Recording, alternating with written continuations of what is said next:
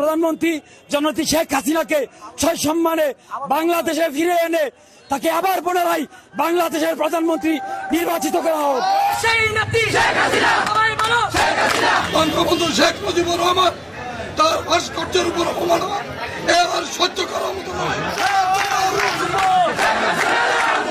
যেই মানুষটির জন্য, যে মানুষটিটাকে সারা বাংলা ঐক্যবদ্ধ হয়ে এই দেশকে স্বাধীনতা অর্জন করে দিয়েছে, সেই জাতি আজকে আমরা শিক্ষিত মেধা অর্জন করেও আজকে সেই ব্যক্তিকে আমরা অবমাননা করছি।